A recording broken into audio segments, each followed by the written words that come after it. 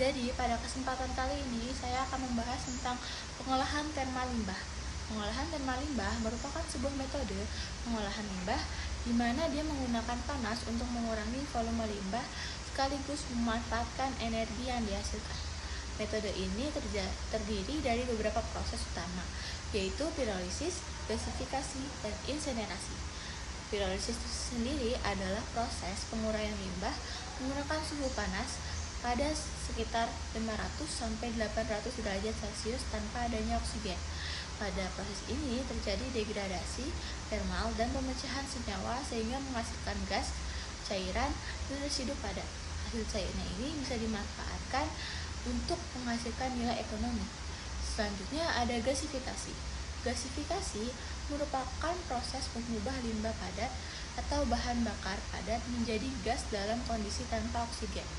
Proses ini biasanya digunakan untuk meningkatkan nilai kalor limbah yang rendah menjadi bahan bakar gas dengan nilai kalor yang lebih tinggi, sehingga lebih mudah dimanfaatkan sebagai sumber energi. Selanjutnya ada insinerasi. Insinerasi adalah proses pembakaran limbah pada suhu tinggi sekitar 850-1100 derajat Celcius dengan suplai oksigen yang cukup. Pada proses ini, material organik dalam limbah bahan bakar dapat menghasilkan panas. Nilai kalor limbah adalah jumlah energi panas yang dihasilkan ketika limbah dibakar. Nilai kalor penting untuk mengetahui apakah limbah dapat terbakar dengan baik tanpa memerlukan banyak bahan bakar tambahan. Yang pertama, ada nilai kalor tinggi atau HCV, Higher Caloric Value, di mana merupakan total energi panas yang dihasilkan dari proses pembakaran limbah. Nilai ini diukur menggunakan bom kalorimeter dan masih menghitung panas dari uap air yang mengembun, sehingga hasil nilainya lebih besar. Dan yang kedua itu ada nilai kalor rendah atau Lower Caloric Value, di mana energi panas yang benar-benar dapat dimanfaatkan dalam kondisi pembakaran nyata. Nilai ini tidak menghitung panas dari uap air yang tidak terkondensasi, sehingga lebih menggambarkan kondisi sebenarnya pada proses pembakaran limbah. Berdasarkan LCV kurang dari 2200 kilokalori per kilogram limbah solid terbakar sehingga memerlukan pra-perlakuan seperti pengeringan. LCV 2000 hingga 8500 kilokalori per kilogram, limbah ini dapat dibakar dengan baik meskipun kadang memerlukan bahan bakar tambahan saat awal pembakaran. LCV lebih dari 8500 kilokalori per kilogram, limbah ini memiliki kandungan energi tinggi sehingga dapat dimanfaatkan sebagai bahan bakar. Insinerator. Terdapat dua jenis insinerator, yaitu insinerator ruang tetap dan insinerator kiln putar. Insinerator ruang tetap digunakan untuk limbah cair atau gas dengan kandungan bahan inert yang rendah. Limbah dimasukkan dengan cara disemprotkan melalui nozzle sehingga menjadi tetesan kecil yang mudah bereaksi dengan oksigen dan terbakar lebih sempurna. Umumnya digunakan pada instalasi skala kecil dan tidak beroperasi secara terus-menerus karena perlu penghentian untuk membersihkan sebuah sisa bahan inert. Yang kedua itu ada insinerator kiln putar atau rotary kiln, berupa silinder berputar yang dilapisi bahan tahan panas dan dipasang sedikit miring agar limbah dapat bergerak selama proses pembakaran.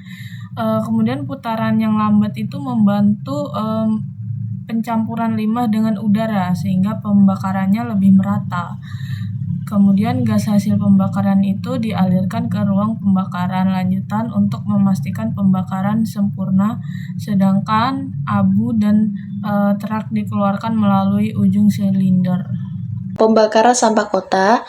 Yang pertama itu sampah kota dibawa ke tempat penampungan, lalu dimasukkan ke insinerator menggunakan crane bridge. Sampah dibakar dengan bantuan udara sehingga menghasilkan panas dan gas pembakaran. Panas gas dimanfaatkan di boiler untuk menghasilkan uap atau energi, sedangkan gas dibersihkan menggunakan karbon aktif dan larutan kapur. Kemudian abu dipisahkan melalui separator siklon dan ditangani secara khusus. Gas yang sudah bersih dilepaskan melalui cerobong, sementara slag dan logam bekas dapat diproses kembali. Lalu selanjutnya adalah insinerasi limbah khusus, di mana ini menggunakan rotary kiln dengan sistem pemulihan panas dan pengolahan gas. Pembakaran dilakukan pada suhu 850 sampai 1280 derajat Celcius agar limbah terbakar sempurna dan emisi berkurang. Panas hasil pembakaran ini digunakan untuk menghasilkan uap dan listrik. Gas dibersihkan menggunakan filter elektrostatik, katalisator, serta pencucian dengan air dan natrium hidroksida untuk menghilangkan zat berbahaya dan gas asam. Selanjutnya, air bekas pencucian itu akan diolah kembali, sedangkan terak dan abunya akan ditangani atau dibuang secara khusus. Alur insinerasi limbah medis atau limbah khusus, proses ini dimulai dari waste pit, tempat limbah dimasukkan lalu dipindahkan ke rotating chamber. Di dalam ruang ini, limbah dibakar dengan suplai udara sehingga terjadi pembakaran awal, sedangkan sisa padatan berupa slag dikumpulkan di bagian bawah. Gas hasil pembakaran dialirkan ke thermal reactor atau post combustion chamber, di mana untuk memastikan zat berbahaya terbakar sempurna. Selanjutnya, setelah proses itu, gas panas masuk ke recovery boiler untuk menghasilkan uap yang digunakan dalam produksi listrik. Nah, selanjutnya, gas tadi itu melewati sistem pembersihan, yaitu dust collection, neutralization, tower, filter, dan flushing untuk membersihkan debu, partikel halus, serta gas berbahaya. Nah, di akhir itu gas dialirkan oleh blower menuju cerobong agar dilepaskan ke atmosfer dalam kondisi aman dan sesuai standar emisi. Penutupan TPA. Pada tahap penutupan, TPA harus disegel secara permanen untuk mencegah masuknya air hujan dan mengurangi risiko pencemaran. Area TPA juga harus diintegrasikan kembali dengan lingkungan sekitar. Lapisan penutup dibuat berlapis dimulai dari lapisan penurunan setebal 50 cm dan lapisan drainase gas.